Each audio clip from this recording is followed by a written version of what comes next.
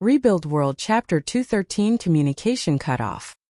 The robotic humanoid soldiers slowly encroached deeper into the Kazusuhara ruin. They were the main actors in the expedition into the ruin. They had a powerful large black gun accompanied by a missile pod of a similar size. It was assorted with high-caliber portable cannon complete with force field armor shields. The new weapon was dispatched as a part of the defensive squad during the expedition. It worked as an advertisement for the new powered suits. Inabe spared no effort to advertise the powered suit and the weapons to all companies that he knew. He ended up filling the expedition with an abnormal number of powered suits and weapons. With that many powered suits roaming the area, of course they would clash with the monsters. All swarms of monsters went to impede their advancement. This included weapon dogs. But the squad was able to plow through them with ease, filling the area with carcasses. HQ, this is C501 from C5 Squad. We have encountered a swarm of large monsters and defeated them. How is the damage? The squad is fine. We still have enough medicine and ammo to continue the operation. Roger that, continue with the plan. I just have a small worry though. We are encountering monsters more often than we first predicted. I know that the unexplored deeper part of the ruin is filled with powerful monsters, but they are even stronger than we expected. The unexplored areas stay unexplored because most of the hunters who went there did not come back alive. That is exactly why we lack information regarding those areas. Can't be helped if there are powerful monsters there. Maintain the supply route and expand out carefully. And also, there's a directive from the upper echelon to keep the damage to a minimum since it won't act as a good advertisement otherwise. So make sure to withdraw when it gets too dangerous. The powered suit operator laughed in reaction to that small joke from HQ. Well, I'm glad that we got ourselves some kind commanders this time. C501. Roger that. The call was closed as he then scanned the surrounding area. The ground riddled with carcasses as far as the eyes could see was the testament of the power of the squad. Well, we're winning anyway. So I guess there's nothing to worry about. The powered suit squad continued their objective of expanding the secured area. Although they encountered numerous monsters, to the point they questioned where those came from, their powerful equipment made quick work of them. Since that was the case, they thought that there was no problem at all. Not too long after the squad continued, they arrived at a certain place where numerous tall buildings stuck to each other, forming a formidable wall. In front of that wall, a monster was standing as if guarding the wall. The outer appearance of that monster was similar to a tank with multiple cannons. It was so huge that even the powered suit squad had to look up to see the entirety of the monster. The monster looked like a mobile fort. While the lower part of the monster was equipped with metallic reptilian legs, it looked like a biological monster carrying a fort on its back. As that monster spotted the advancing squad, its guns quickly turned and aimed at them before it started shooting vigorously as if it was also trying to destroy the buildings around it. The black powered suits quickly engaged the monster. They immediately put up their shields to take cover from the incoming barrage. They hid behind the rubble or jumped away from the enveloped direction as they quickly surrounded their target. They communicated closely with each other to ensure maximum teamwork as they quickly dispatched the monster. Both the monster and the squad were using high-caliber weapons, obviously not to be used for fighting against mere humans, and were also not designed to be used by humans either as they released countless warheads at each other, enveloping the area with barrages that flattened the already ruined buildings in the area. The blasts were so powerful that the force field shield could not completely block them. The powered suits that were using their shields as covers had their whole arms blown away. Those who were hiding behind the rubble and tall buildings were almost buried alive, while those who jumped up were blown away, crashing down one by one into the ground. But the monster itself was not able to get away unscathed. Many of its cannons were sacked, huge holes were left in its armor plates, while the fleshy parts of its legs were shredded to pieces. Rubble and wreckage rained down from the sky mixed with live warheads. The warheads bounced around and fell down in a completely different place. The warheads that landed on the rubble exploded and threw more rubble into the mix. This also helped shave the force field armor of the powered suits. Of course, the monster was not unharmed as well. It basically inflicted equal damage to both sides. That was when more reinforcement arrived. The squad that was already in battle worked closely with them to adjust their aim as they performed a long-range bombardment. The already powerful warheads landed accurately in a concentrated spot, blowing the humongous monster away. As the leader of the vanguard squad looked at the monster that was already turned into a pile of meat and scarp, he finally let out a sigh of relief. "This is C501. Thanks for the reinforcement." "C801 here. I'm glad we made it on time. So then why didn't you wait for us?"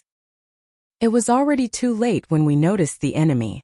It might have been using some kind of camouflage. Although it might sound like a lame excuse, we did not expect an attack at all. All the monsters that we encountered up till now had no camouflage on.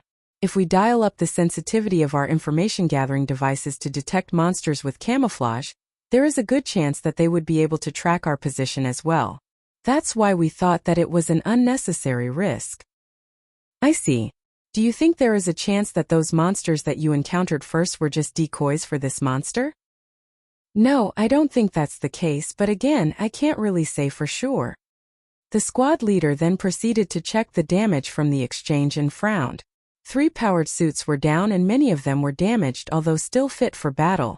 Considering that it was a squad filled with new equipment, it was costly. To everyone in the squad, we will take this point as the front line. Take up defensive formation and tune up your information-gathering devices to scan for hidden monsters as well. We will prioritize securing the area. For those with force field armor below 70%, withdraw together with the severely damaged units. We will then join up with the C8 squad and dash. While the squad leader was still giving out commands, his information-gathering device suddenly showed a signal coming from the monster that the squad just defeated. As they focused their attention in that direction, one of the buildings that was a part of the tall wall, which was already on the brink of falling from the previous exchange, started to crumble. Once it was completely flat on the ground, the squad leader was able to see past the wall as he contacted the HQ in panic. "HHQ, this is C5 squad. We just encountered what might be an immensely powerful monster. Fortunately, we were able to defeat it with the help of the C8 squad. We will send the damaged units to the back." "Roger that. Is there something wrong over there?" "We spotted something that seemed to be a completely undamaged city, behind the wall that got destroyed from the previous battle. I'll send you an image, you can go ahead and check it yourself. We ask for further orders after you finish checking the image." The abnormality in that call expressed what kind of amazing thing that they had just found. The squad leader waited nervously for the next order, when his information-gathering device suddenly picked up another signal. As he flusteredly shifted the camera on his powered suit to the source of that signal, he saw through the gap of the fallen building the figure of a beautiful girl. That girl somehow seemed unhappy as she gazed coldly. And when the squad leader met her eyes through the camera, the girl seemed to be muttering something before his connection to the HQ suddenly was cut off. Tsubaki was standing on top of the rubble on the border of the area under her jurisdiction. Normally, she would not be able to get out of her area due to her restriction. This time, she came in an old-world automaton that was already turned into a terminal. So she did not travel there as a virtual object. Tsubaki gazed at the squad of the black-powered suits and mumbled, "They are here." Looking at them, it's no surprise it did not even stand for 50 years this time. Well, it doesn't really matter. It doesn't change that it satisfies the requirement. I hope we can negotiate peacefully again this time. Tsubaki walked and left the area. Multiple transparent robots followed next to her as she stepped outside the area. The squad leader was at a loss that his call with the HQ was suddenly cut, but their information-gathering devices that were already tuned up to detect hidden monsters now showed multiple signals. It gave them a shock as invisible objects appeared one after another from a small opening in that crumbled wall. Open fire! All the experiences that he accumulated caused his alarm to ring danger as he barked out commands. The rest of the team did not lose a beat as they started shooting as well. Right at the same time, the monster under Tsubaki's command also replied accordingly. Flashes from muzzles and force field armors appeared out of nowhere, distorting the optical camouflage of the mechanical monsters and shedding to their true form in front of the squad. Countless tanks with multiple legs. Some of them had their legs completely folded up as they were floating without touching the ground. The walls, the grounds, Even the sky were immediately encroached by monsters, as they did not stop shooting at the city's squad. The black-powered suit quickly reformed their formation and released more or less the same absurd amount of warheads in the enemy's direction. And so the wasteland was once again engulfed in flames. Inabe looked delighted as he was on standby in the front base's command center. The picture sent by the forward squad showed an area under Tsubaki's control, which indicated that this large-scale expedition was a success. The area would be put under his jurisdiction, and he would be promised a good position if he could bring in profits from that area for the sake of the city's development. The fact that he had won this large bet of his had sent him over the moon. That was when something really bad happened. The picture displayed on the large monitor suddenly went blank. What just happened? Get it back online. The other people present there scrambled in panic from Inabe's order. But unfortunately, the connection did not return back no matter what they did. It's not working. We can't establish contact, or more like this is. The staff looked grim when they noticed what was going on. We lost all contact with all the hunters there. What? Inabe could not hide his surprise. His voice echoed through the command center and dissipated into the air. But even so, it did not help with the situation that they were facing at all. Asterisk. Right about the same time, Akira was hunting for relics in one of the old dilapidated buildings. The building itself was located inside the area secured by the powered suit squad. Most likely no one had ever searched that building. It was simply because it was guarded by too many monsters. Then there was a good chance he could still find a number of relics inside the building. But Akira's expression said it all. There's really nothing here, huh? Though I'm pretty sure we're already deep here. And it won't be strange to find a lot of relics in this area. Not only was it filled with powerful monsters, but there were also no relics to be found. It was the worst possible location for hunters. Tsubaki had used her restricted authority as much as possible to remove relics around her own area. That was why Akira found nothing here. Alpha already knew about that fact, but she avoided saying anything to him. It's exactly because hunters normally cannot even come close to these buildings that they organize such a large-scale expedition. They are hoping to find an area rich with relics. That does make sense, but again I don't want to get anywhere close to those powered suits. Although I'm sure I can find better relics if I do that. Unexplored areas have a better chance of housing valuable relics. That was why, although they knew that it was dangerous to stay close to the powered suits, there were hunters who chose to do so in order to get first dibs on the unexplored buildings. As for Akira, he chose to stay away from the front line, thus only exploring the buildings relatively later. It was the result of him prioritizing his safety. In the first place, he only accepted that request, thinking of joining up with Elena and Sarah in case they also participated in the operation. Although it was not like he was taking it easy, he believed that there was no need to unnecessarily expose himself to danger. But, I guess it would be bad if I don't show any result, right? I think there's no need to worry about that. The contract states that you are free to do what you want. The inner part of the ruin is still pretty dangerous, although the powered suit squads already combed this area beforehand. So let's proceed with safety in mind. You're right, I guess I'll do that, huh? Alpha? Akira glanced at Alpha when he said so, but Alpha, who was beside him just a moment ago, suddenly vanished. He raised his eyebrows and looked around, thinking that she just suddenly changed position, but he could not find her anywhere. Right at the next moment, he felt a slight dizziness as his vision blurred for a second, but it quickly returned back to normal. He felt weird, as if his vision was momentarily cut off before restarting. Alpha, stop with the joke. At least tell me beforehand if you're going to do something like that. But there was no reply. Even if he sent a strong voice through telepathy, it only dissipated without getting any response. Akira felt a different sensation compared to when Alpha left him back in the Saranthal building. Back then it was more like there was someone there that was ignoring his call. But this time, it felt like he was completely alone, enveloped in complete silence. This time Akira had completely lost all of his connection to Alpha. Akira started to feel scared, but it was immediately replaced with an intense nervousness. Calm down, don't panic.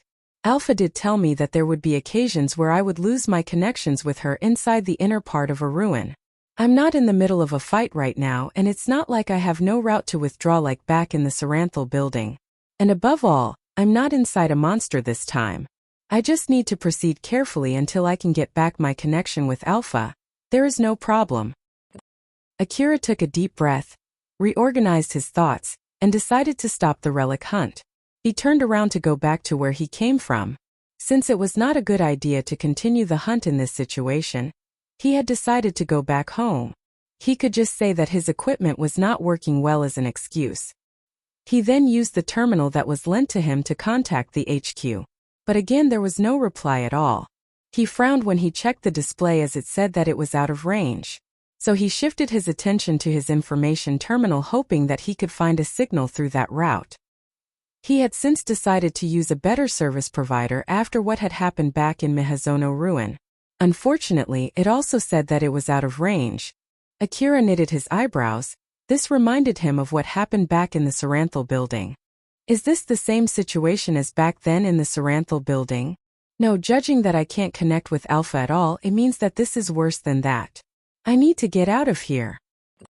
As Akira started running down the hallway, he spotted another hunter. I can't call the HQ from here. Can you get any connection? The guy moved to the side as if to make way for Akira and checked his own information terminal just to shake his head at Akira. This confirmed that Akira was not the only one having trouble, so he placed getting out of that building as his primary priority. Judging that he might get his connection with Alpha back once he got out from this place, he thought that everything would be alright as long as he got out of here. Thus, he increased the power output of his augmented suit and defensive coat. Since he had enough spare energy packs back in his vehicle, he did not try to conserve them at all, even if it was a complete waste of his remaining energy packs. As Akira passed that hunter, he ran down the hallway and jumped down the stairs. Right at the next moment, all of Akira's senses were tuned to their highest sensitivity. He was extremely nervous after picking up a danger signal transmitted from his information terminal. He followed his instinct to take a defensive stance right before the bomb that was planted on the ground near him exploded. The bomb was set there more to close off an escape route instead of killing someone. Moreover, since Akira raised the output power of his defensive coat to the maximum right before that happened, he was only blown back to the floor where he came from without sustaining any other damage. But of course that shaved a lot of his energy. Akira was utterly surprised as his body was smacked back onto the ground. Thanks to all the training that he had gone through, he was able to maintain his balance. While his mind was still trying to wrap his head around what just happened, his danger alarm flared once more. Akira followed his pure instinct as he grabbed his SSB rifle and started shooting behind him without even looking back while he jumped aside into a nearby room. In such a short time span, the hallway was immediately filled with flying bullets. Countless bullets scorched and drilled through the walls, floors and ceilings of the area, enveloping the whole place with holes. Although both of them received some shots, none was even close to fatal. The other guy that shot back at Akira was the guy that he just passed by a moment ago. Knew that it wouldn't kill you. Well, if this was enough to kill you, you would have died back then after all, huh?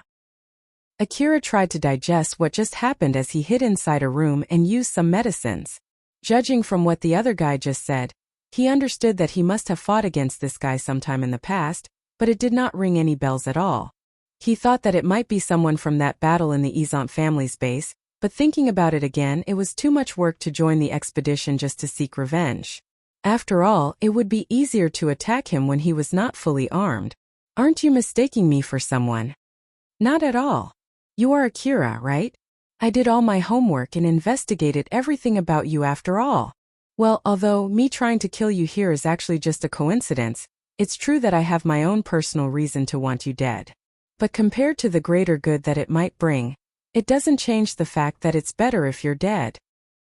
Akira did not understand what exactly that guy was talking about, but he immediately pushed that unimportant question to the back of his mind since that guy who was still alive after that exchange would definitely come after him soon. He had to fight that guy without Alpha's support.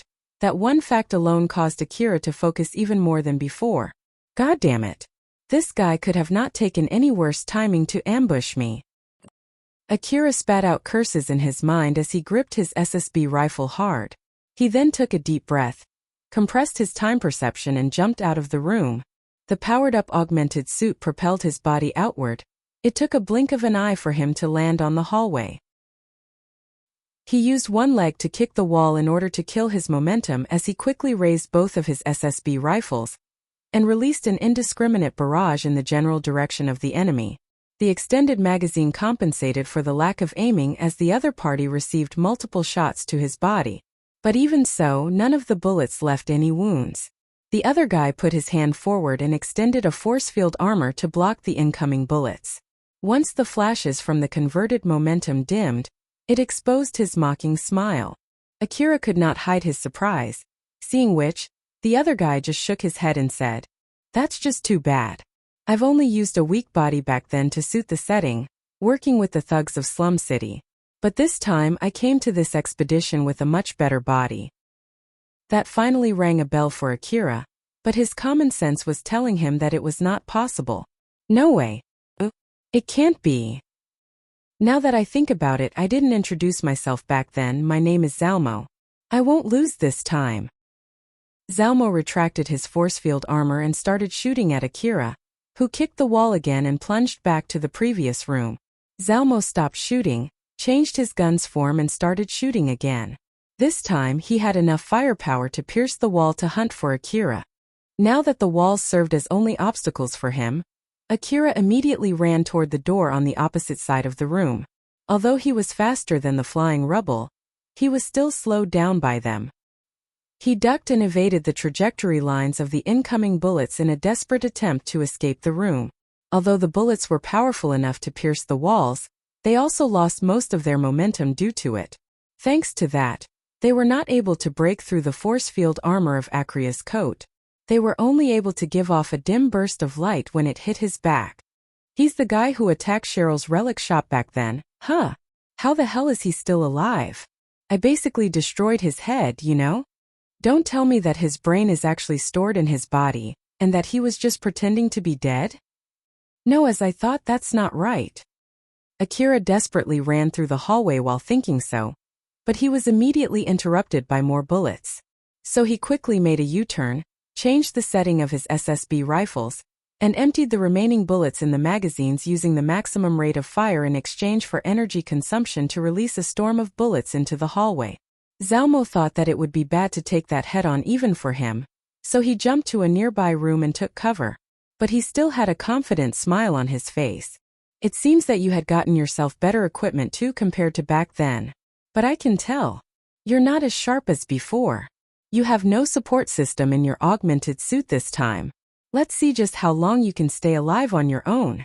Good luck with that, brat. Akira was caught off guard by that statement and shouted back by pure reflex. Is this your doing too?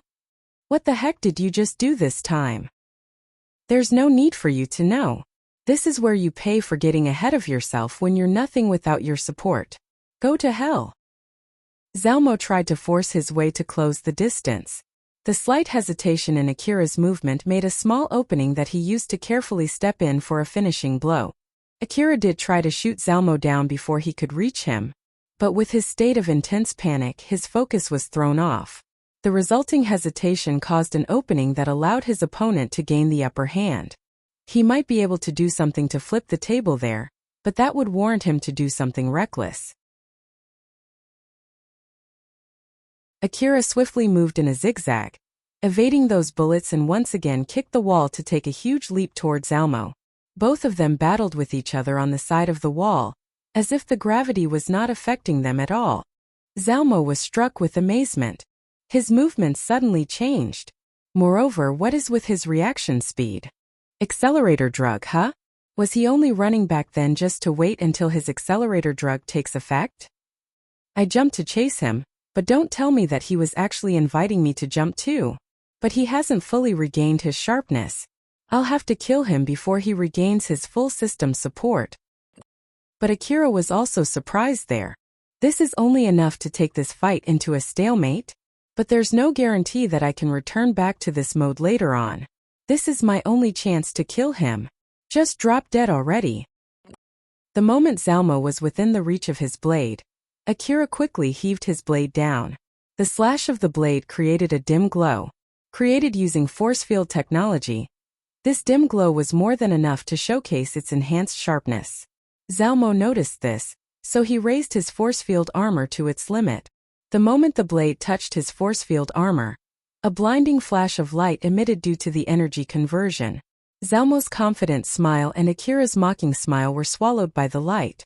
Although the light was bright enough to drop visibility to 0. Both of them immediately aimed their rifles to where their respective opponents might be and simultaneously released a barrage. The shock wave and the kickback of the barrage blew each of them back, as if they were colliding with each other within that blinding light. They were equipped with powerful information-gathering devices, and were tasked to watch their surroundings. If they spotted anyone suspicious, they were instructed to warn that person and to contact HQ. Of course, they could also get rid of that intruder on their own if they could. After all, it was expected that those who tried to enter the inner part of the ruin would be fully armed. The requester did not have enough spare resources to pay the guards who could always deal with that kind of intruder. Togami and Reina had accepted that job. Since the area that they were assigned to was vast, there was basically no one else in the area. Although it was only a guard job, it was their first hunter job after a while.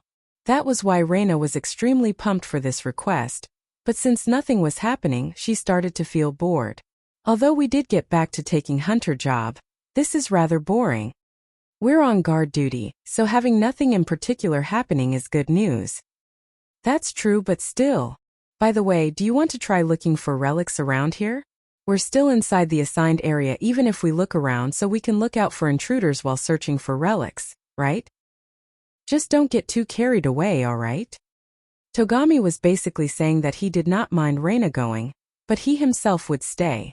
Reina understood that and pouted. She did not say anything back and chose to stay. Togami found that a bit unexpected. But that was all. He did not pursue the subject any further. But Kane was forcing her hand over her mouth, holding herself back from laughing. Seeing that, Togami started to frown. Reina, who noticed that, jabbed at her. What? Nope, it's nothing. I just thought that it was funny how Milady came up with a suggestion, and did not go even after Togami gave his permission. Having an ulterior motive is not a bad thing at all. I see. Reina gave a rather forceful smile and cut the conversation short. She finally realized that sometimes, showing a reaction was not a good thing. Although Togami had a lot of thoughts running at the back of his mind after seeing Reina's reaction, he believed that it was only him reading too much. He reminded himself that Reina was only trying to take this request seriously since she was the one who decided to do it in the first place. Therefore, he shelved any other miscellaneous thoughts away. Shiori made a guess as to what they were talking about and interjected. Milady, although Togami-sama gave his permission, we basically got ourselves this request by butting into Togami-sama's request. Thus it would be unwise to neglect our main duty. I know. That's why I'm not going, can't you see? Milady, it's better to think things through first before saying anything. Yeah, I know, I will be careful. Although she did not wish to deny Shiori's devotion, if that devotion became the reason she died, then making sure Reina learns how to handle the situation herself after that was a part of that devotion, or at least that was what Kane thought. Shiori understood that as well, but at the moment she could just handle everything herself. Therefore it gave her a hard time on what to do. If she had the resolve to live beside Reina forever, then Kane would not say anything about her being too overprotective. She also understood that Kane was basically indirectly asking her, "Are you sure you are alright with dying?" If that was the case, Shiori needed to put in more preparations to make sure that everything would be fine after she died. What she was doing right now was just a half-baked resolution. Nonetheless, it was a completely different matter on whether she could pull it off. The more willing she was to throw away her own life for Reina, the harder it was to make that decision. After Kane dispelled that awkward mood, Reina thought hard about information management that Kane mentioned. Once she made up her mind, she then went to Shiori. Shiori, can you tell me what you wanted to say back then? But I won't force you if you don't want to. If you didn't tell me because you think I don't have the ability to deal with it, I have no wish to force you to tell me. Shiori looked slightly surprised. She smiled gently at Reina and said, "Very well, milady. I assume you have prepared yourself." "Yes." Togami, who was listening next to them, could feel that it was a conversation that should only be between them, so he felt a strange sensation of alienation as he spoke up. I don't know what you guys are going to talk about, but don't forget that there's a single outsider here, okay? If it's something that I shouldn't hear, I can leave now. I don't mind if Togami-sama wants to listen as well, but it would bring the same danger that made me hesitate to tell Milady in the first place. If Togami-sama wants to listen in even after knowing that, then you may feel free to do so. I see. Well, I don't see any reason why not, so I guess I will listen too. Shirori lightly nodded. Her expression then turned serious. Now then, it is about the urban legend of Kazusuhara Ruin, the beguiling ghost. There's a good chance that the real story about that ghost has been replaced by something those in Kagomayama City came up with. Reina seemed a bit disappointed as she tilted her head. Shirori, sorry, I don't see any reason why you would hesitate telling me that. There's a problem with the original story. The story about the beguiling ghost was originally a series of multiple stories about it. It is a collection of stories about multiple ghosts luring hunters into the ruin. The original story has it that these ghosts are the area managers of the different areas inside the ruin. Originally, the Kagomayama City was an frontier base made by Sakashita Heavy Industry to explore Kazusuhara Ruin. Since it was big enough to be promoted into one of the 5 great corporations, it sent fully armed hunters equipped well enough to be in the front line to hunt for relics inside Kazusuhara Ruin. But in the end, most of them did not return back alive, and that was the beginning of the Beguiling Ghost series. Then one day, Sakashita Heavy Industry suddenly stopped sending hunters to the ruin. After losing the monetary aid it once had, the frontier base that had already grown big enough to be a city was not able to send any more large-scale expeditions into the ruin. From that point on, the corporation was then relegated into a smaller-sized company, placed as the governor of the city, and it no longer had the resources and the influence that it once had. No one knew for sure why it stopped exploring the ruin. There were only various rumors regarding that matter. So in order to avoid such a misunderstanding, it is important to handle such information with care. Since Milady already knows now, please be careful. Reina frowned and nodded repeatedly. Togami hesitated, but his curiosity won as he asked Shirori a question. Shiori-san, is it bad if I ask you how you got this information? We have an independent information network among us. And ever since Milady decided to go to Kazusuhara Ruin, we made sure to investigate that ruin as much as we could. Please accept this answer and refrain from asking any further questions. Togami understood what Shirori was trying to tell him, as he gave a firm nod with a solemn expression. Understood, I won't ask any further. Thank you very much. Togami sighed in relief. He understood that although he made a mistake in asking, he was at least able to stop himself. That was when a call reached them from HQ. Togami found that bit weird as he picked up that call. This is number 65. Nothing out of the ordinary over here. By the way, isn't it a bit too early for the regular checkup call? After listening to the explanation from HQ, Togami frowned and replied, Roger that. I'll call again if we notice anything. Togami, did something happen? It's just a warning call as well as a checkup to see if they can still contact us. It seems that HQ has lost contact with the hunters in the expedition. Is this because of that ghost? Togami only added the last part as a joke, but Reina did not laugh at all. Yanagisawa's squad was watching the surroundings from a tall ruined building. What a mess. I wonder if it's okay to just ignore them. Hunters, monsters, powered suits, drones, all of them were mixed in a massive battle royal. Both drones and flying powered suits filled the sky with countless bullets and missiles and warheads. Because of that, there were stray bullets falling haphazardly all over the places, causing more chaos in this already chaotic battlefield. Boss said not to do anything until further command either from him or from HQ, so it's our job to just watch over them for now. There was no clear line of command. The IFF was also in a mess. Both the hunters, the powered suits, and even the monsters were killing each other regardless of friend or foe. It was pure chaos and their powerful weaponries did not help the situation at all. So then, any news from the boss? Yanagisawa's men aimed their rifles upward and released a barrage. The bullets made a ricocheting sound in the air as if they pierced through something. Not too long after that, mechanical monsters with non-functioning optical camouflage started to rain down. Still nothing. Ever since that last order, to treat him as dead if we cannot contact him for 12 hours, and that we can do anything we want afterwards, no one have heard anything from him or seen him. I bet he's somewhere nearby doing something in secret though. Stray bullets suddenly rained down on the building, destroying a portion of its roof. There is no doubt he's definitely scheming something. By the way, do you think this jamming is his doing too? The squad aimed their rifles and lightly wiped out the source of those stray bullets. Probably. Can't say for sure though. Though if it's really his doing, it would be great if he could warn us beforehand. That jamming got our communication devices as well. Moreover, this is not the same effect from the colorless mist. Either way, it doesn't really matter whether it is his doing or someone else's doing.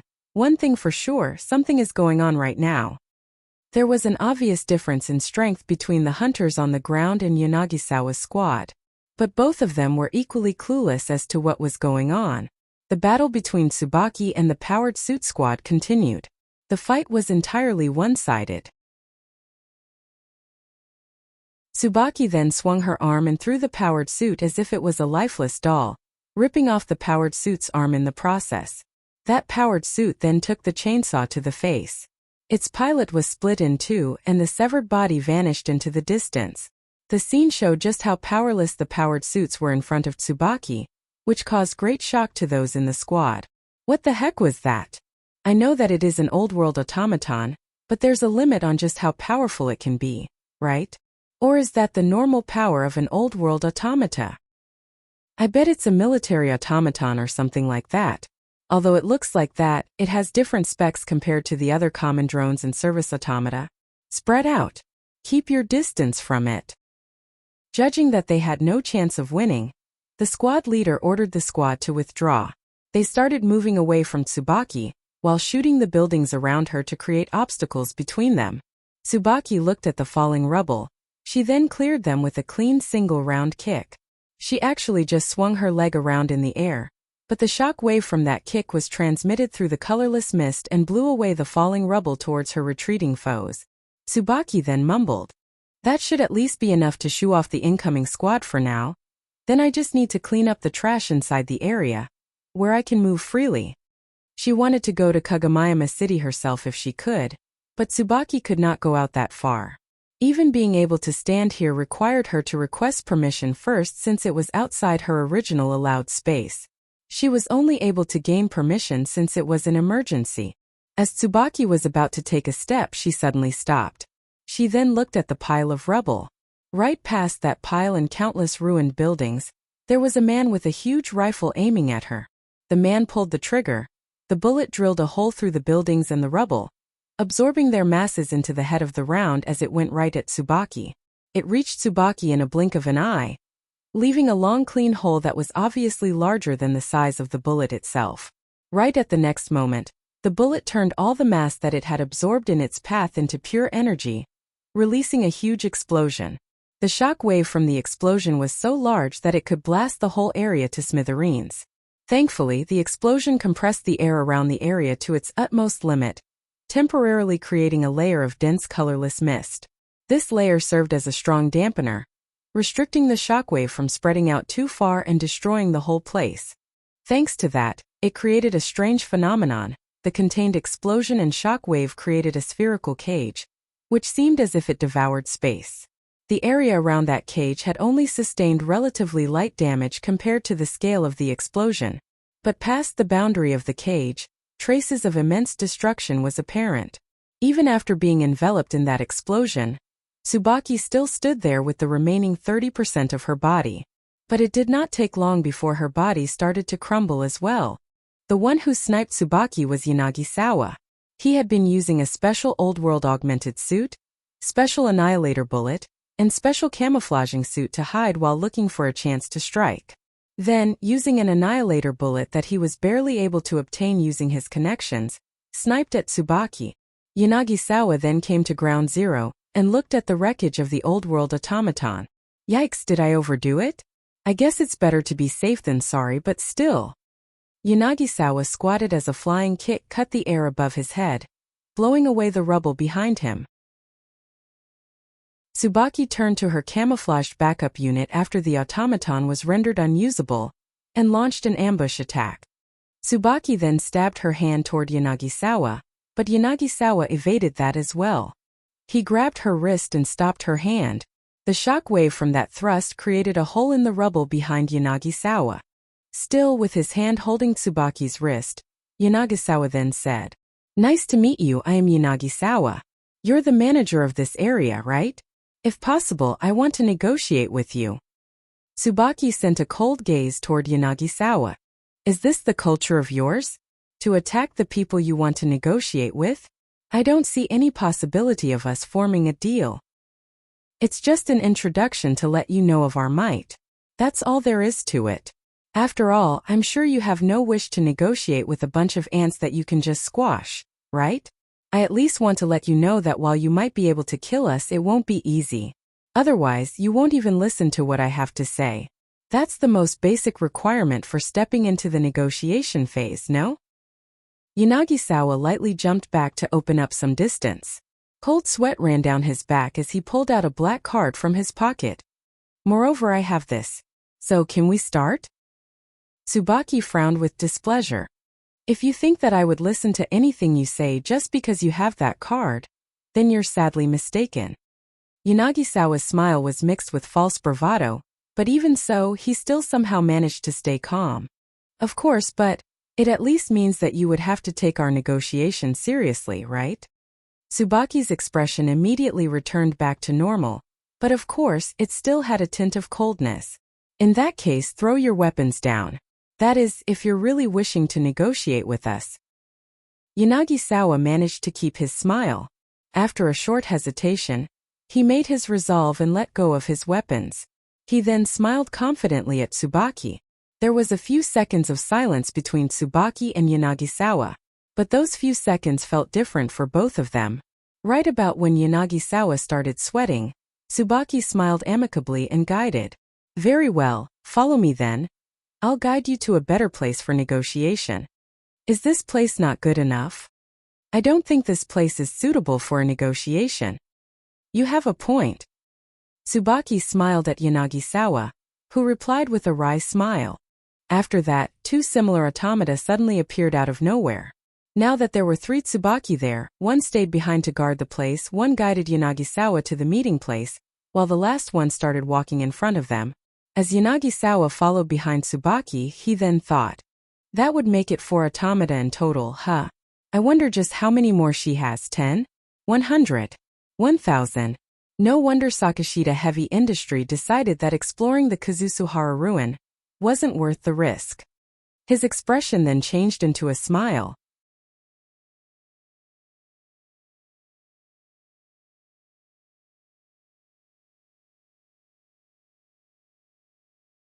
The APC's powerful machine gun unleashed countless bullets while Akira himself released a barrage of guided armor-piercing grenades. The grenades were set to explode before reaching the hunters for the sake of slowing them down. Although Akira only intended to suppress them, the grenades that he used were still lethal weapons. Thanks to that, it was able to successfully slow down the pursuing hunters. The hunters coming at him switched their focus from pursuing Akira to evading the incoming grenades, thus lowering their rate of fire toward Akira as well. Akira used that chance to get away as far as possible from them. Setting the acceleration to the maximum, he was able to open up some distance between them. After he got away far enough that they could not shoot at each other any longer, Akira went back inside the APC and sighed. For real though, what exactly is going on? Akira rubbed his hair in frustration, but no one was there to answer that question. The leader of the hunter team that was chasing Tayal made a grim face and said, "Damn it! He got away. To think that he has allies as well." The young leader then renewed his resolve. "I don't know who that was and what his aim was, but I won't let him disrupt the expedition. I'll definitely make this expedition a success no matter what." "Katsuya here. How is the damage?" "As long as the connection has not recovered, don't trust anyone you meet. You'll get ambushed otherwise." The team chasing Tayal was Katsuya's. Akira was still not sure what just happened as he drove through the ruin. The situation was only getting worse according to the radar. It seems that the ongoing battle was only spreading wider. He spotted some flying monsters fighting flying powered suits. He was only barely able to get away from those on the ground with the help from his APC's machine gun. In this expedition, the city management sent in the powered suit squad first to secure the area. Even someone like Akira knew that plans had gone awry at this point. But that did not give any hint as to how the situation would evolve from there. Akira smiled wryly and mumbled, "I guess this is the rebound from relying too much on Alpha all the time." Akira hesitated to look for another hunter in order to group up with them. The reason was simple: he got attacked by other hunters numerous times in the past. The line of command among hunters was also already completely destroyed. He did find an underground parking lot on his way and thought of hiding there for the time being, but the other hunters already taking shelter within those places suddenly started shooting at him without any warning.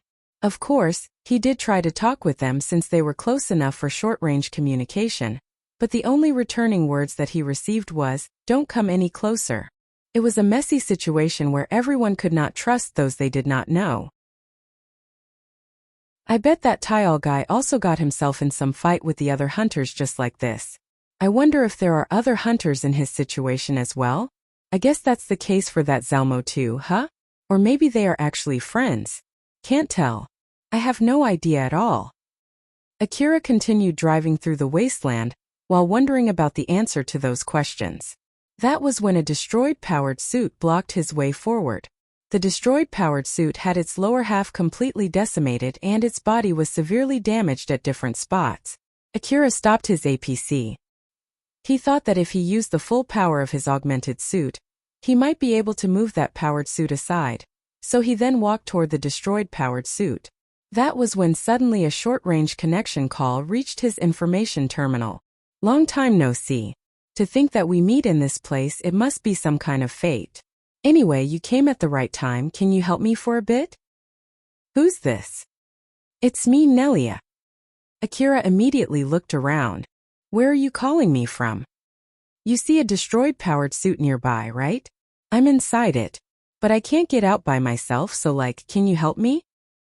Akira hesitated for a bit, but then he carefully approached the blast door and grabbed the bent handle. He swiftly opened the door and switched to his rifle as he aimed inside. Right there, Nelia was smiling amusedly at the surprised Akira. Similar to the powered suit, Nelia only had the upper half of her body. One of her arms was crushed within the bent powered suit. That was a rather cold reaction from you considering that we don't get that many opportunities to see each other. Well, considering the situation and the other party, I had to do at least this much. Is that so? Well, it doesn't really matter.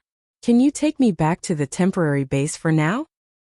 Akira gazed silently at Nelia with a serious face. His rifle was still poised at her. So Nelia raised her eyebrows and asked, "Oh my, do you have some kind of interest in girls that are paralyzed?" Akira sighed exasperatedly and lowered his rifle. It was not because he was sure that Nelia would not shoot at him in this situation. He understood that very well. Nelia was an insane hunter, there was no doubt about it, but her madness was the thing that guaranteed her as non-hostile at this moment. This strange feeling reminded him that there were many things out there that he did not know about in this world. Let me at least confirm this first. You're not hostile at the moment, right? Sure, if you think so. Alright, do tell me beforehand if you're going to attack me. Okay? Of course, I'll be sure to tell you beforehand. Akira grabbed Nelia's remaining hand and pulled her out, but the cable connected to her crushed arm prevented him from doing so. Thus, Akira put in more power and tore that cable forcefully before carrying Nelia out. Akira was carrying Nelia by grabbing her remaining arm and letting her body hang down. That Nelia smiled teasingly at Akira and poked fun at him. That was not gentle. Are you not familiar with how to treat a girl's body? I know that some girls like it hard though. Do you perhaps have a preference for them? The heck are you even talking about? Akira only said so and carried Nelia back to his vehicle. After putting Nelia on the driver assistance seat, as if to vent his anger, he turned the vehicle violently and rammed it to the blocking powered suit to push it aside. You're bad at driving, do you want me to drive instead? How are you going to drive with your body like that? The control device in this vehicle is connected to one of the terminals, right? You just need me to connect to that terminal. Although I can't fight with this body, I feel bad leaving everything to you without helping at all. Akira hesitated, but he then pulled out a terminal from the APC. He then connected the terminal to a jack on Nelia's neck as she had instructed. Not too long after that, the APC suddenly started moving with her control. With this, Akira could just focus on fighting and let Nelia handle the driving. After that, Akira and Nelia exchanged information to understand the situation. Hearing what had happened to Nelia's powered suit, Akira frowned and asked, "Wait a sec, are you being serious? The powered suit squad got beaten? Isn't the whole squad using the same powerful powered suit that you were using before? And you still got beaten?" The rider of the powered suit that Tsubaki cut in half was Nelia. She was lent that powered suit in order to advertise it. If the commander was not that stupid, we would have retreated instead. I tried to use a melee weapon since none of our ranged attacks worked, but then this happened. So yes, close range, long range, nothing worked. I don't think they have anything to turn the tide at this point. If they had any trump card, they would have already used it at this point. Which means those invisible monsters right now are... Now that the powered suit squad is gone, there is no one to stop them. I think they're roaming around the area right now. In the first place, thanks to that old world automaton, the squad was not able to stop any monsters at all. With that, Akira's hope that the situation would fix itself with time was completely dashed. If more and more mechanical monsters did not stop pouring out from the other side, the situation would only get worse with time. Because of this, Akira no longer hesitated. Just waiting until the situation got better was out of the question now. He heaved out a huge sigh and made a grim face. Alright then, let's force our way back to the temporary base. Although judging by the signal, there's a huge battle near the supply line, but that's still better than just staying here. We're already heading there. I see. Akira was surprised that Nelia just decided where the APC was heading without consulting with him first. But since it was a good thing that they were already heading toward the temporary base, Akira decided not to say anything about it. But still, after hearing your story, this means that our chain of command has been destroyed. And then, for some reason, we're now caught in a situation where the hunters don't trust others that they do not know. This is quite an issue. But to think that we would meet each other in this situation like this, I wonder if we're connected by fate or something. Well, judging that I'm here and right now, it is safe to say that my luck sucks. That's pretty harsh. The APC's radar picked up some new signals. Akira noticed that and went to open the back door of the APC to clear his line of fire, in case those signals were enemies. He more or less had a grasp on how many enemies there were thanks to those signals detected. As he aimed his rifle, he suddenly spotted a powered suit flying from behind a building, still far away from him. Nelia, are those powered suits here to pick you up? They are enemies. Shoot them down. Right at the instant Nelia said that, the powered suit aimed its rifle at Akira's APC. Hold on if you don't want to be thrown out of the APC.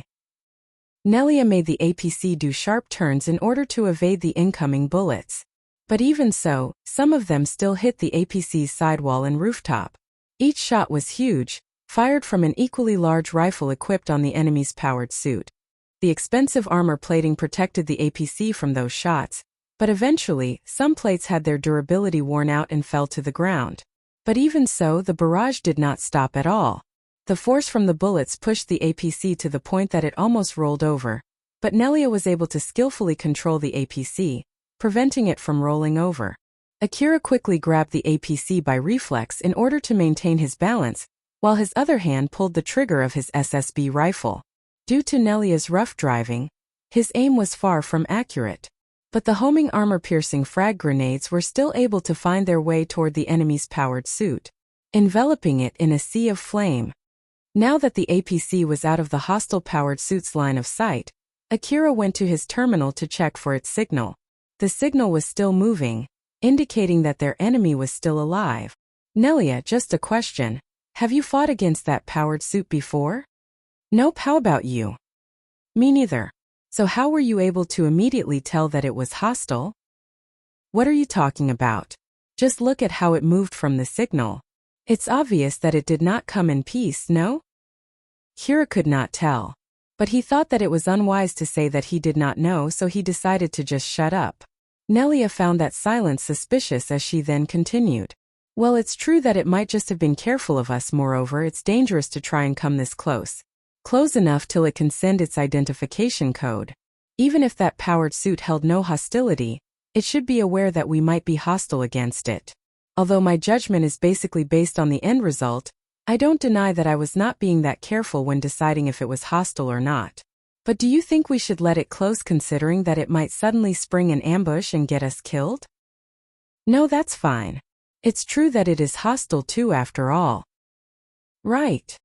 Akira just tried to end the subject as he agreed with Nelia. Thus she returned back to her usual mood. But still, since both of us don't remember fighting it at all, then why is it attacking us? Did the user go on a rampage after losing the rest of his team? From what I see, it seemed to be obviously aiming for us though. Right after Nelia said that, someone suddenly connected to the vehicle's short-range communication feature. It was because the user of that powered suit had dialed his device communication output to maximum, allowing him to only send his voice to Akira. Akira, I'm not going to let you run away. You're going to die here. That I can guarantee. Akira's face twitched as he scowled. In contrast to that, Nelia smiled amusedly and said, It seems that it is chasing after you. Are you sure you don't remember that guy? This voice, it's Zalmo. I see, so what is your connection with that guy? It seems that guy really hates you. Did you cuckold him or something? When Nelia jokingly said so, Akira climbed up the top of the APC through the open back door and turned on his communication device. He once attacked a shop owned by someone I know. I'm pretty sure I killed that guy then and there.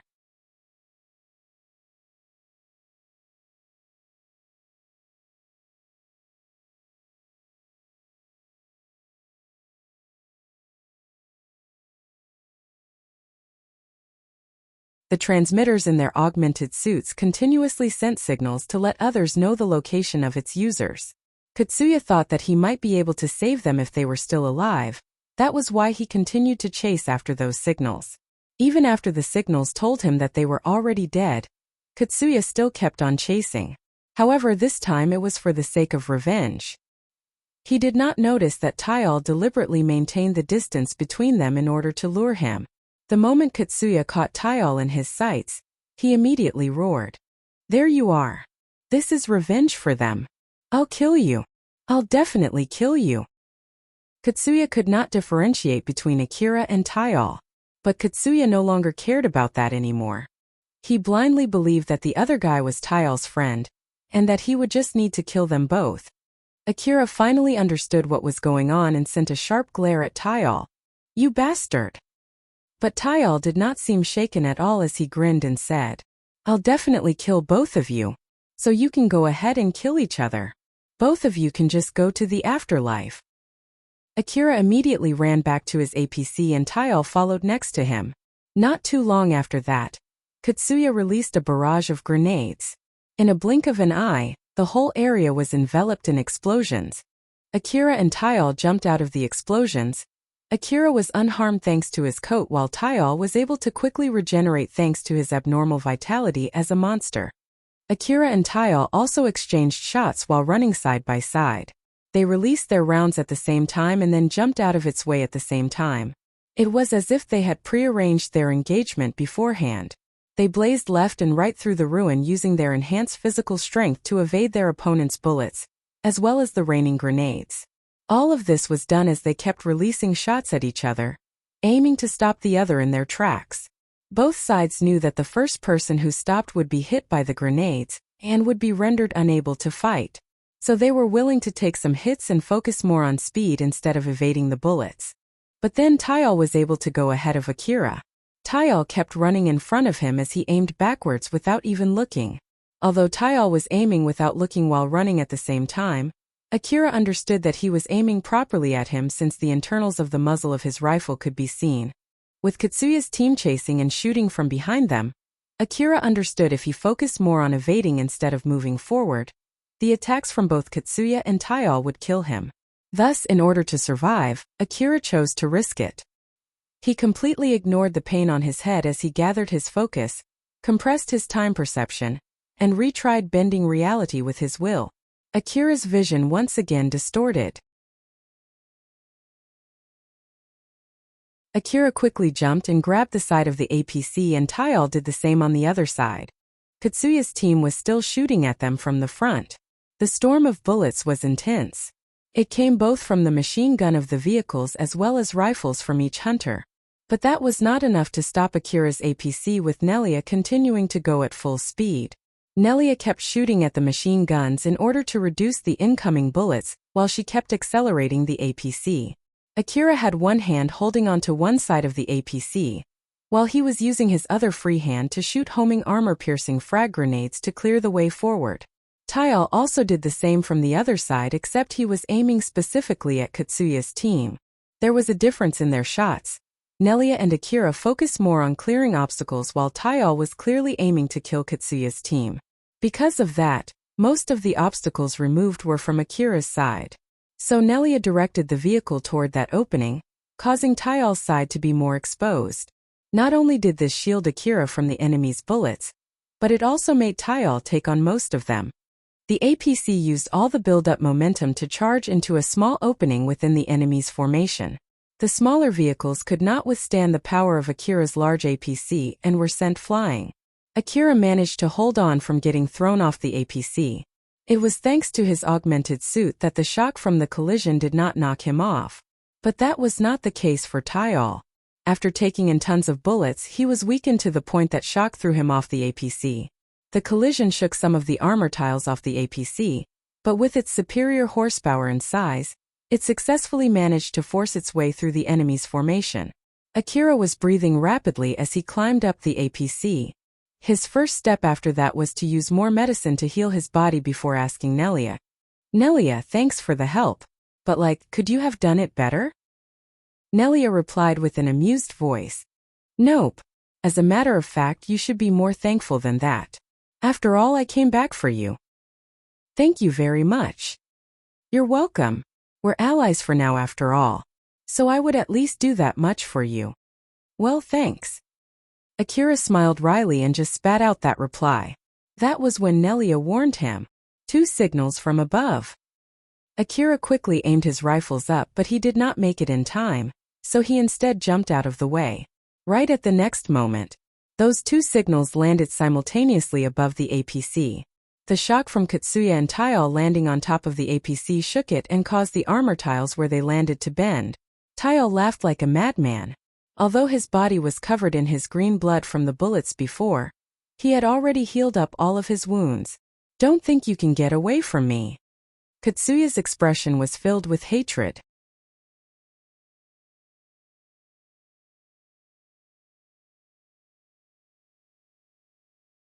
Akira ran back to the top of the APC while Katsuya tried to climb back up, and Taial jumped from the side of another building straight to the top of the APC. If any of them used that chance to shoot someone else, it would create an opening for the third party to shoot him. That understanding allowed the 3 of them to get back on top of the narrow APC. A bullet aimed at the head. A kick to throw the opponents off balance. A twist and turn to evade the incoming blow. Regaining the balance after the exchange. Quickly jumping away from the line of fire. Jumping back to close the distance. Re-aiming the rifle back at their opponent. They threw bullets, kicks, and strikes to destroy the opponent's weapons or bodies. Among the flurry of the strikes, they ducked, blocked, and evaded. Even a single mistake would immediately kill any of them, as they were locked in a 3-way battle royal. That was when monsters jumped into the fray as well. A huge beast monster landed on top of the APC and tried to take a huge bite of the 3. The machine guns with legs appeared on the side of a few buildings, and were shooting bullets in Akira's direction. Even in such a messy situation, Akira, Taial, and Katsuya kept on trying to kill each other while shooting down the legged machine guns and the monsters that landed on the top of the APC. Akira kicked one of the beasts that had already lost its head in Taial's direction. Taial deflected its carcass to one of the nearby buildings in order to destroy the legged machine guns there. Katsuya tried to make use of that opening, But both Akira and Taial made sure to keep him in check so that he would not be able to make any moves in this situation. With so many factors suddenly mixed in the battle, every single decision that they make could easily decide whether they live or die. But even so, none of them was knocked off the APC. Although the APC was going pretty fast, causing the scenery around them to blur, for the three of them, who were pumped full of adrenaline with heightened senses, it seemed that the scenery around them had stopped. Akira somehow managed to keep up with the intense fight with the help of his time perception compression. The panging pain in his head caused a growing haziness to flood his mind. It was obvious that his brain could not take this burden any longer, while at the same time, a strange feeling spread through his body as if it was being crushed and reformed. It was the sensation which came from the continuous cycle of the injuries being continuously healed, thanks to the medicines that he had used beforehand. Normally, the pain-killing effects from the medicines would allow him to ignore the excruciating pain. However, he would still be able to feel enough so as not to cause any harmful effects during a fight. That feeling of discomfort came from this. The moment the medicine lost its pain-killing effect, the pain would immediately eliminate Akira's mind and shut down his body. At that time, he thought it might be a good idea to make them fight against each other, and he succeeded. At the moment luck was siding him, Taial, who thought so, became extremely excited. The thought of killing Akira and Katsuya, and then winning Cheryl's heart now felt within his reach. The excitement threw his logic off the window, as he sold a part of himself for more power.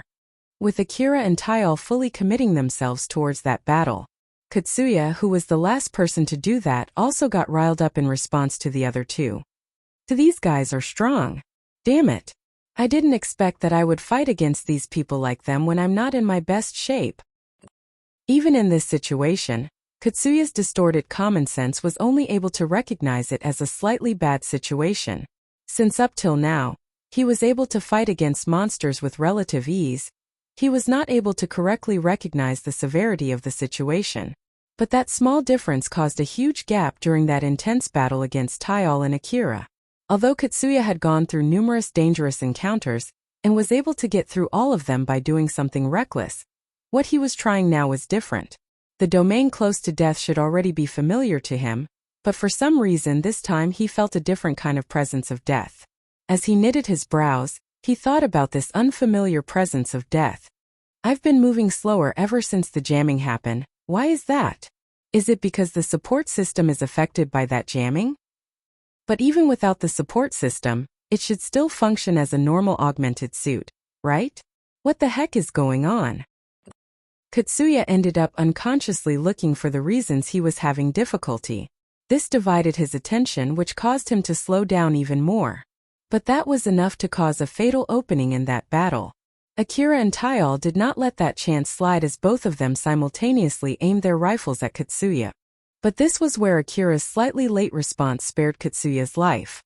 If Akira had committed to the battle a few seconds sooner and stepped closer to the death door to sharpen his senses, Katsuya would have died there. Inside the compressed time perception, Akira aimed his rifle at Katsuya while fixing his gaze at him. He then realized that Katsuya noticed him and took a defensive stance instead of jumping out of the way. A barrage of anti-force field armor rounds at close range would be able to easily break through that level of defense. Akira knew that Katsuya would understand that as well, so right at the next moment, Akira jumped away following his instinct. A split second later, a storm of bullets enveloped the top of the APC. Akira was barely able to evade it while Taial, who was not able to evade, took the barrage head-on and was thrown flying before landing on the ground.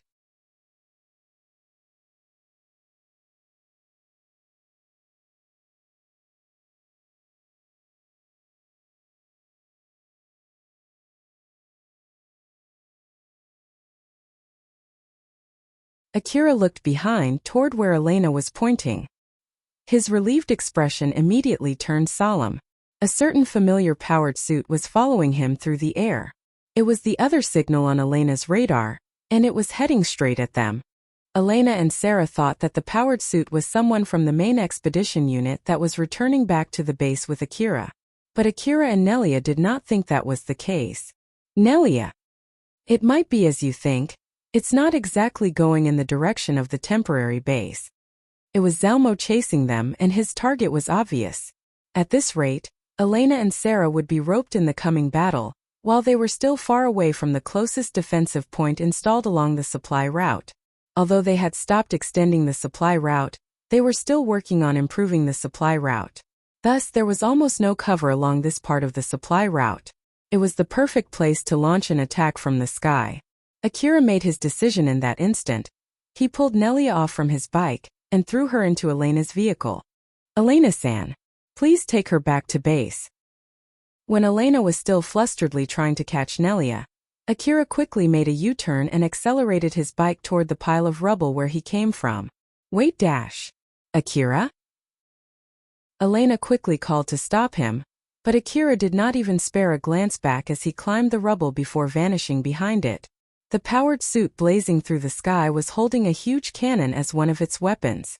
It then released a warhead big enough to fill its muzzle toward that pile of rubble. Once the payload made contact, it produced an enormous explosion. The roar of the explosion echoed through the area as the ground violently shook. The explosion even sent some of the rubble flying toward Elena and Sarah. Elena made sharp turns to avoid the falling rubble, while some of those that she was not able to evade were kicked aside by Sarah. When the powered suit noticed Elena and Sarah, it hesitated and stopped for a split second. Akira did not let that opening slide as he showered that powered suit with homing grenades. Of course, the powered suit did not just ignore that. It immediately went for Akira while ignoring Elena and Sarah. Elena and Sarah were still in a state of confusion and could not react accordingly. Nelia was caught in surprise. She did not expect Akira would do that at all. But for now, she put that aside and made a suggestion to Elena. "I don't know exactly who you are, but can you please hurry up and go back to the temporary base?" Elena looked at Nelia with a slightly stern look. "Who are you? Akira's friend? What is going on? Why is a powered suit dispatched by the city attacking Akira? Is answering those questions worth stopping in this place?" "It depends on the answers. I'll judge based on your answers." Ilana and Sarah sent sharp gazes toward Nelia, but Nelia was unfettered as she replied back casually. "Either way, we have no means to group up with Akira, you know? He's way too fast on his bike after all." That sentence was enough to push Elena to make her decision. Of course, she hated the idea of leaving Akira behind. But since it was not like they could do anything to help him in that situation, they could only pick the second best choice that they had. Which meant, rather than going after Akira in their vehicle, it was to get out from the jamming area and report what was going on back to base. "Sarah, we're leaving." Sarah had a grim expression plastered on her face as she took in Elena's hard decision.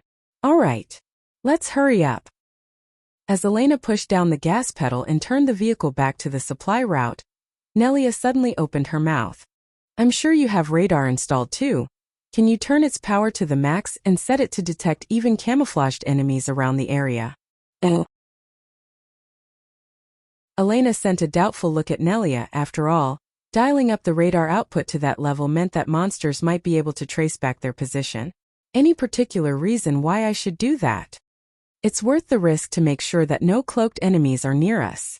Akira and I went through a lot in that area, you see. I won't tell you to believe me, but remember that Akira might have left me with both of you to give advice."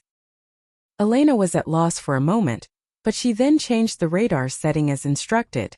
After she checked the result, she finally understood. The radar picked multiple cloaked flying monsters in the sky, above the road that they had passed. Even Nelia, who glanced at that screen, could not help but frown. "So they let us pass but not to go back, huh? What a pain in the neck." The squads who were sent back to contact the temporary base were all intercepted by those monsters. Although their number was reduced from the fight against the powered suits that were on their way back, there were still some of them left. Since they were spread over a wide area, there were not that many on the route back to base. Nonetheless, they were made to intercept the powered suits that could fly, so they were still a considerable threat to Elena's group. "Sarah, we're breaking through them. Okay?" Elena looked worriedly at Sarah. Sarah then replied with a smile. "I'm leaving the decision-making to you, so don't worry and let's get going." "Thank you. Don't worry." Elena replied that smile with another smile as she readied herself. But her smile immediately turned cloudy after that. But still, I wonder if we have enough firepower. Sarah, how many do you think you can take out? I'll give my best, but I can't give you an exact number without checking how strong they are first. It was difficult to fight those flying monsters only with their currently available weapons. Right when Elena was thinking about what to do, Nelia suddenly interjected. In that case, I can help drive the vehicle. Seeing Elena being uncertain to take up that offer, Nelia smiled and continued. Akira also left the driving to me. You know? Alright then, can you use a common terminal? Or do you use a wireless connection? The jamming is pretty bad after all, so can you connect me to the terminal? Good grief, just what in the world happened? A lot. Elena was a bit bothered by how Nelia was so casual with Akira, but that was not the time for that. Elena pulled out a terminal from the vehicle's control device and connected it to Nelia. With that, Nelia immediately took control of the vehicle. Wait for a sec. You can immediately control the vehicle just by connecting to the terminal? We didn't even put in any adjustment, you know? I'll do the adjustments myself. Elena was surprised at how fast Nelia took control of the vehicle.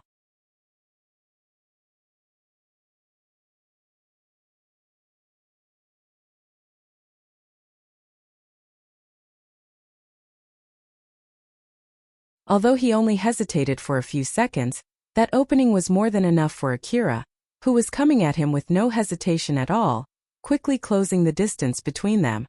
That was when Zalmo finally decided to use the full power of the powered suit to jump up.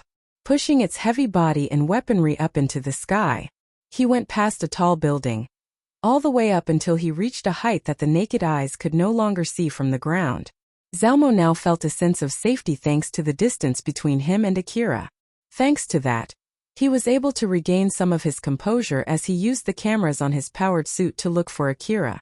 Right when he caught Akira in his views, Zalmo could not hide his surprise. Akira was chasing him, flying into the sky on his bike with countless missiles chasing after him. Akira maintained the acceleration of his bike, as he used a hill-like wreckage to spring his bike up before landing on a wall of a nearby building. He used it to scale up into the sky. At the end of the wall, once his bike had left its footing, he simply allowed the momentum to carry his bike straight to where Zalmo was. In that split second, Zalmo realized that Akira's goal was to crash his own missiles at him. So, he quickly took evasive maneuvers. Don't look down on me. The powered suit danced in the air, evading the bike and somehow also evading the missiles. The bike that had no other choice but to be carried by momentum, straight into the air, could not evade the missiles behind. So they struck the bike and exploded, enveloping it in a huge storm of blazing fire, shredding the bike into bits. Zalmo's powered suit was blown away by the shock wave as it ragdolled in the air. He somehow regained his balance and looked toward the source of the explosion. The smoke left over in the air indicated just how big the explosion was. So Zalmo's face was filled with satisfaction. I did it. He's finally dead. Zalmo was certain of his victory and had lowered his guard. Thanks to that, the unfolding scene in front of him shocked him even more. His satisfied face stiffened in a blink of an eye. He could see clearly from the camera on his powered suit that Akira was aiming straight at him. The moment the bike flew past Zalmo, Akira had jumped off it. With the help of his augmented suit, he then grabbed one part of the powered suit with one hand and stuck the sole of his feet onto the same powered suit to make sure that he would not be shaken off. Akira's other free hand was tightly gripping his SSB rifle, placing the muzzle into the powered suit. Once in place, he finally pulled the trigger. Countless anti-force field bullets were spewed out from the rifle. He had already set beforehand to maximize its firing rate. The sheer force from a point-blank barrage caused the area to be enveloped in a blinding light. Zalmo, who was panicking, flew haphazardly in the sky in an attempt to shake Akira off. As the powered suit flew through clouds, Akira desperately held on while still holding down on the trigger of his SSB rifle. The powered suit flailed around trying to grab Akira, but he somehow managed to keep evading. He would jump around the powered suit, all the while injecting more bullets into it. In a situation where both his legs did not have good footing and had only one hand to stabilize his position, he could not really aim properly. However, that did not stop him from emptying the anti-force field armor magazine. Those bullets pierced through the powered suit's defenses, causing Zalmo to continuously flail out of control before crashing into a nearby building. Akira somehow managed to jump off the powered suit and into the building before it crashed. He stuck himself to the wall as he watched the powered suit fall down. However, the powered suit managed to regain its balance before touching the ground. Although it was flying unstably, wobbling left and right, it was obvious that Zalmo was still alive. Akira's face twitched with utmost disgust. Even after all that, I am still not able to kill him. Just how durable is that thing? Akira thought that it would be better to move. So he then sighed, unsheathed his blade, and sliced through the wall to enter the building.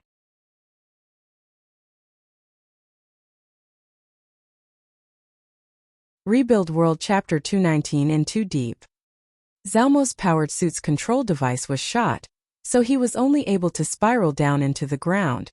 But Zalmo somehow managed not to crash by controlling the output of the engine.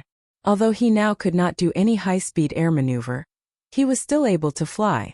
Zalmo landed the powered suit on top of a tall building and glanced toward the building where Akira ran into. It looked to be relatively tall and strong. He knew that it would be difficult to take down that building with only his powered suit. Meanwhile, if he were to throw everything he had at it, he would still have a chance. However, his face turned stern as he shook his head. Calm down. Don't get too emotional. I'm not a machine. Emotion is important in order to understand the righteousness of the great cause. But it would be meaningless if I let my emotions take over me. That would only mean regressing back to an animal. The great cause exists only for humanity. Machines and animals cannot understand the great cause. So just calm down. Zalmo whispered to himself as if he was hypnotizing himself, but it was enough to help him calm down. He reassessed the situation with cold logic and thought of what to do next. But still, what the heck with that boy? Was he only running away from me in order to find an opening? Or was it by pure coincidence? It's true that he might have a chance to turn the table by doing so, but isn't that just too reckless? Did he become desperate, thinking that he had no chance to run away? Or was it all calculated? Just what is it? Common sense was telling him that he should have won by now. But his opponent did not work with the realm of common sense. As a matter of fact, in that fight where Akira should have zero chance of winning, he managed to stage multiple offensives that almost turned the table on him. Zalmo was once again reminded that his opponent was someone who was extremely hard to deal with. It would be best to kill Akira while he had the chance. After all, no matter what they were called, the nigh improbable, the exceptions, the things that overturned impossibility, a miracle. Akira's chances of victory were not zero. Zalmo felt that Akira was someone who could pull off such miracles.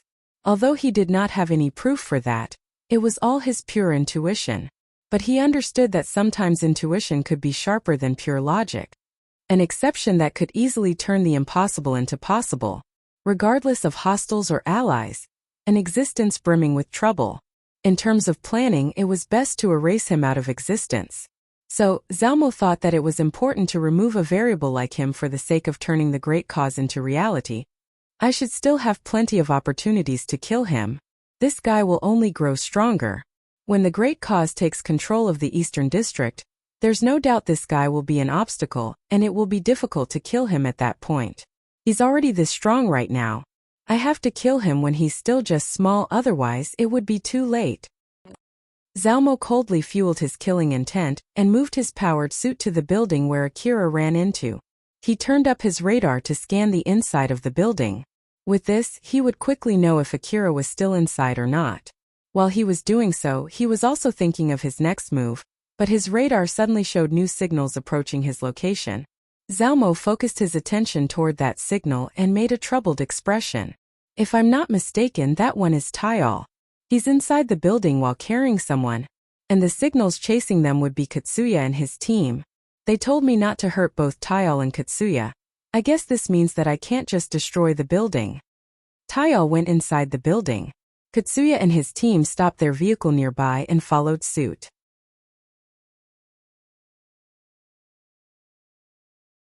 It should have been impossible for Tayal to spot him from where he was. Even if he was using a powerful information-gathering device, It would still be difficult to spot Katsuya due to the distance between them.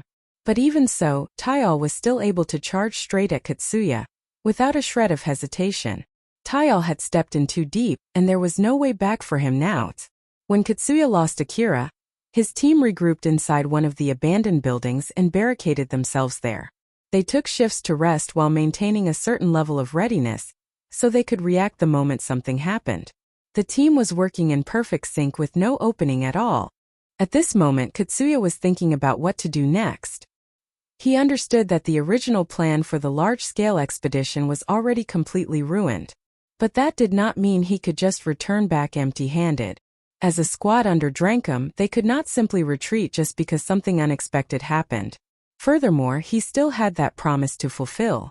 He thought, it might be impossible to fully understand what is going on, but we should at least bring back some valuable information with us. If it was the past Katsuya, he would have immediately made his decision. He would have put his life on the line to let the rest of his team withdraw. He would not mind the danger and would perform reckless actions without a single second of hesitation. Although his actions would look reckless and thoughtless, the act of risking his own life for the sake of protecting his comrades caused them to feel admiration, gratitude, and a sense of affection toward Katsuya. It made them wish to stay beside him, as if they were drawn by a figure of a shining hero. The reason why Katsuya did not decide to withdraw yet was because the synchronized information processing caused them to feel an unusually high level of unity within the team. Therefore, Katsuya had been unconsciously manipulating the rest of the team. He was causing them to have the same thought as him. So, just like him, they too believed that the current situation did not pose much danger to them. Katsuya did not notice that his low self-reflective valuing of his own life would drag the rest of his team into more danger. Moreover, there was no one around him who found it strange or questioned him. Everyone around Katsuya had been completely consumed by his local network. Katsuya's team suddenly noticed an enemy. Katsuya, who knew that without even needing anyone contacting him, immediately sprung into action. He quickly left the building and helped the rest of the team that was already engaging with that monster. They did not hold back anything as they kept spewing warheads and bullets toward that enemy. The opponent was a monster that seemed to be a half-assimilated powered suit, dispatched by city management. Its form was distorted beyond recognition. It was like an amalgamation of several powered suits with their heads and limbs torn off. A lump of multiple torsos stitched together with random arms and legs sticking out. Although it was obvious that it was made by assimilating powered suits, it did not even look close to a human. Its hand was gripping a huge cannon, which originally belonged to one of the powered suits. The monster aimed its weapon at Katsuya's team and started shooting. Due to its haphazard shooting, some of the warheads landed nearby or even hit its own arms. But it completely ignored that fact and just kept on shooting enough warheads to plummet everything around him to smithereens. But even so, Katsuya and his team fought back valiantly without showing any fear.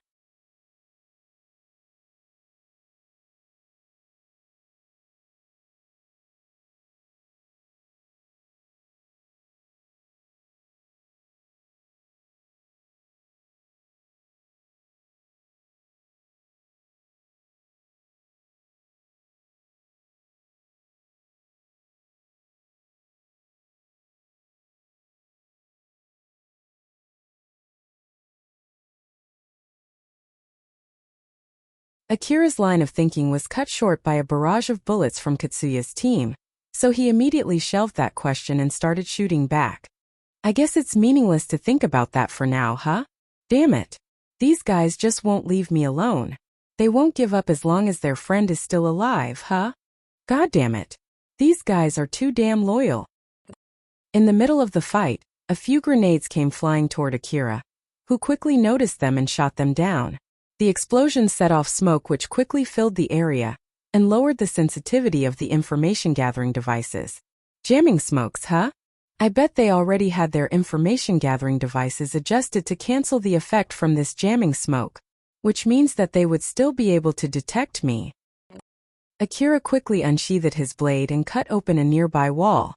The glowing blade cut out a square block of the wall in a blink of an eye. He then pushed the wall and ran straight in order to escape the jamming smoke's effect. But on the other side of the wall, a group of girls had been lying in wait for him. They opened fire the moment Akira showed himself. The bullets could shred the wall that he was using as a cover into pieces. The moment he lost his cover, he would have to face those bullets with his body. But Akira already expected them. As time was compressed into a slow crawl, as the wall that he just cut was about to fall, he kicked it and sent it flying towards those girls and jumping forward. He used the wall that he had sent flying as a shield as he quickly closed the distance between them. The moment they were inside his range, Akira quickly swung his blade to cut the wall in front of him as well as the girls behind it. The wall crashed into the girls, sending the bodies that were cut horizontally into two flying as they spread entrails and organs all over the place. But even so, that did not kill them right away. If they could receive immediate treatment, it would still be considered as only heavy injuries. Although the girls that were still flying in the air were cut clean into two, they still had the opportunity to aim their rifles at Akira before they lost consciousness. Without the support of their lower half, they could not take a proper stance for shooting, but even so, they were still able to point their muzzles at him. As the room was filled with flying bullets, Akira did his best to evade them while trying to get away from that place. After he opened some distance from Katsuya's team, Akira smiled bitterly and mumbled, "I knew they would be there. My horrendous intuition was correct. For some reason, I've been really good when it comes to sensing something bad." The ability to sense something bad allowed him to survive the alley of Slum City. This intuition only accurately predicted the ominous. Ever since he received Alpha's support, that part of him had been growing dull.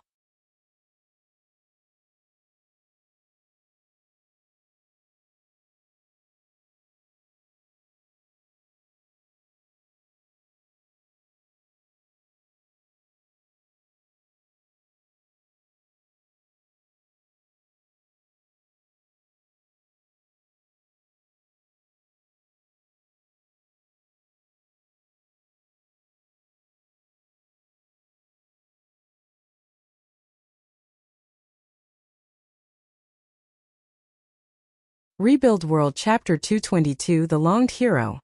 Tayal came at Akira with even greater ferocity. Although Akira stopped shooting and the area suddenly fell into total silence, the thought that it might have been a trap did not even cross Tayal's mind. Straightforward, foolhardy and fiercely, Tayal charged straight toward Akira, crushing any obstacles along his way. Akira waited in a rather large room. The ceiling in that room was cut into pieces and the resulting rubble pile was gathered in the center of the room. Akira had that pile behind him as he stood with the blade in his right hand and the SSB rifle in his left hand. He gathered all his focus to end the battle here. The moment Tayal jumped into the room, he quickly fixed his gaze on Akira, who was hiding behind the pile of rubble. He used all the rifles he had to release a barrage of bullets. Moreover, Tayal did not just stop there. He still kept on running toward Akira without ceasing his barrage. Tayal's firepower was over what the old world ceiling and the wall could withstand. However, the pile of rubble served as a thicker version of the old world walls. Even with his firepower, it was difficult for Tayal to decimate that rubble in a short time. Though it means that the rubble could survive for long either. If Akira made a mistake in his calculation, he would have to face the brunt of Tayal's barrage. The bullets and warheads stripped off the multi-layered walls of rubble piece by piece. The thick rubble slowly grew thinner. The barrage eventually reached deep inside the rubble, and it would not be that long before they reached Akira. Akira's information-gathering device and intuition kept informing him of the current situation with minute precision. In order to lure Tayal as close as possible, Akira compressed his time perception and slowed down the flow of time. As time began to come to a crawl, he crushed the fear creeping into him. Not yet. I need to lure him as close as possible. Tayal was already considerably close. The reason why Tayal did not even try to take a detour around the rubble was simply because his emotions were rampaging. Besides, the rubble was already close to being destroyed. There was no need to take a detour. As the situation slowly reached the turning point, Akira quickly jumped into action. Now! Akira gathered his focus, compressed his time perception even more, to its utmost limit, and used his willpower to distort reality. While at the same time, he used the full might of his augmented suit to kick the rubble in front of him. The pile of rubble on the brink of collapse was blown to pieces. The rubble went flying toward Tayal and Akira ran through it, towards Tayal. Akira's focus was completely immersed in his battle against Tayal. He used the full power of his mind to wrestle and control reality. The color of the space between him and Tayal started to distort. Meanwhile, the space outside that area lost all its colors. As the flying rubbles exited the area between him and Tayal, they were moving towards a white space. They slowly vanished as if they were disintegrated. As the world ran at such a frustratingly slow pace, Akira used the debris in front of him as a shield while closing his distance to Tayal. The non-stop barrage from Tayal destroyed the debris piece by piece, and the momentum that was imparted from the bullets pushed the debris back. Right at the next moment, Akira sliced the debris in front of him using the blade in his right hand, releasing a glowing wave of light with the power to cut anything in its tracks. Although the wave hit Tayal's army of arms, it was not enough to completely cut them off. Akira did not think that one slash just now had hurt Tayal, but at least it completed its intended goal. With that attack, Tayal's arms were thrown into disarray. The aim of those rifles were thrown off. The goal of that slash was to open up a path towards Tayal, a path not in his line of fire. Akira turned on the stick contact function to strengthen his foothold, preventing himself from losing balance as he used the full power of his enhanced physical strength to place an enormous force on his leg. This force was enough to even crush the floor beneath him. By Newton's third law, Akira's body accelerated straight ahead. He used the opening he forcefully made and quickly executed a powerful leap. Finally managing to close the distance between the two of them, Akira and Tayal's eyes met. Both their pupils reflected their utmost desire to kill the other. Although the killing intent radiating from their eyes would have frozen any normal people, both sides did not falter at all. Even so, they reacted differently to the events that were unfolding, which became the factor that decided the victor and the loser. Tayal's rage was enhanced and he allowed it to dictate his course of action. Tayal reacted with pure emotion as he sent his arms toward Akira like a madman. All those hands tried to ferociously reach for Akira. It was as if they were crazed animals. Because of that, they crashed into each other, which dulled their movement. Up until this point, everything was as Akira had planned. He put all his concentration to increase the sharpness of his movement, increasing his agility to its utmost possible state. That difference allowed Akira to take the first strike. He ducked and waved through the ravenous arms as he got even closer to Tayal, into the reach of melee weapons. He then thrust the SSB rifle on his left hand as hard as he could to the base of Tayal's multiple arms. Tayal's newly grown arms still mostly consisted of raw flesh. It was without the protection of force field armor. Akira forced his rifle deep into that weak point, allowing the tip of his SSB rifle to reach Tayal's innards. The rifle was loaded with the rest of Akira's remaining homing grenades. Akira thought of a way to kill Tayal in his current state, while at the same time he also had to keep in mind that he needed to conserve some ammo for the upcoming fight as well. Using anti-force field ammos from afar did not seem to have much effect on Tayal. Even if Akira used that special ammunition to release a point-blank barrage, it would not do much. After all, Tayal had force field armor that was as strong as those of a powered suits. Thus, Akira could not pin his hope on such action. As a matter of fact, said action would not be enough to defeat Zalmo in his powered suit. Of course, he could use his blade when he was close, but Akira did not think that slicing Tayal in two would be enough to kill him. Tayal's body had changed so much in such a short span of time since Akira last saw him, and judging from the fact that he had the vitality and regenerative ability to brave a barrage without any fear, it was not strange for Akira to think that Tayal was a monster with immense vitality.